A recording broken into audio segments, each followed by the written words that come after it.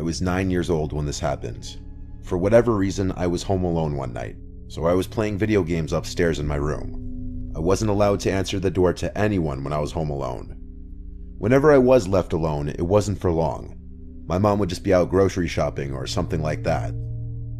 I was playing Metroid Prime on my GameCube. I used to be obsessed with that game. I heard the house phone downstairs start to ring. My mom always told me to pick up the phone if it rang, in case it was her calling. So I hurried downstairs, and by maybe the fourth ring, I picked up. The caller ID was from my mom's cell phone. She said, "Sweetie, can you come outside and help with the groceries?" I replied, "Mom?" She said back, "Yes." I felt like something sounded off with her voice. You obviously know your own mom's voice, and so even at such a young age, when I was questioning why it didn't sound like her, I said, "Why do you sound like that?" She replied, "Like what, sweetie?" And I hung up.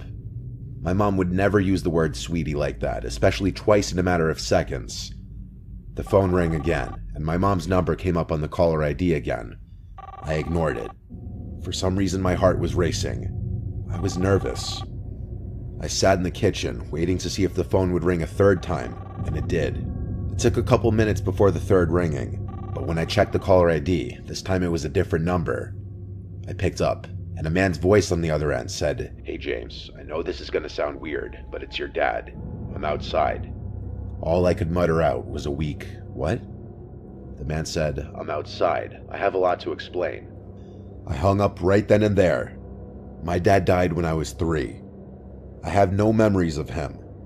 My suspicion was in fact true that the first voice I heard was not my mom's.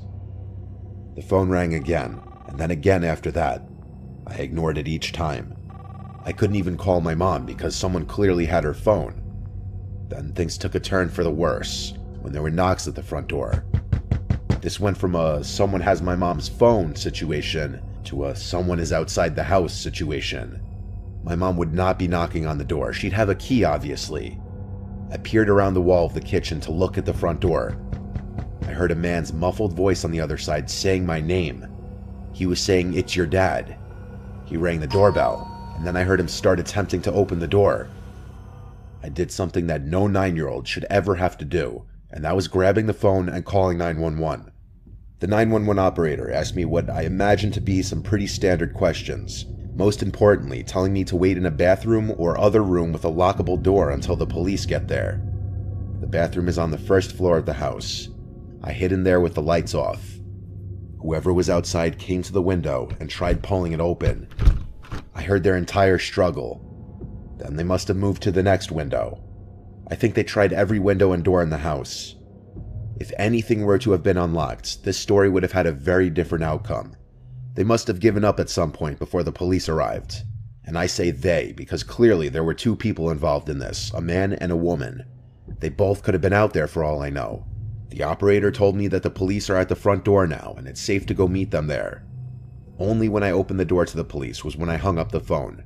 They did a quick investigation inside and outside of the house and asked me where my mom was supposed to be and if my mom knew anyone who might want to hurt us. I'm sure I said I thought she was grocery shopping or something, and not that I know of. My mom returned home with my little sister in a panic when she saw the police cars out front. My mom's phone was stolen, which was already clear. I'm sure that our address, home phone number, and other personal information was stored somewhere on the phone, easily accessible, though how they knew my name, I'm not exactly sure. Something on my mom's phone must have given it away. It was an old Nokia flip phone. Who stole it was a mystery. But my mom's phone background was a picture of her with my little sister and I.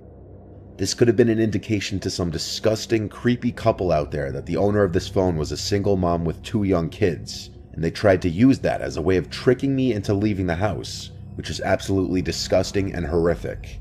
The phone must have been destroyed after the failed attempts at trying to lure me outside. Things were a little different after this. My mom wouldn't leave me alone anymore at night. Not until I was a few years older, at least.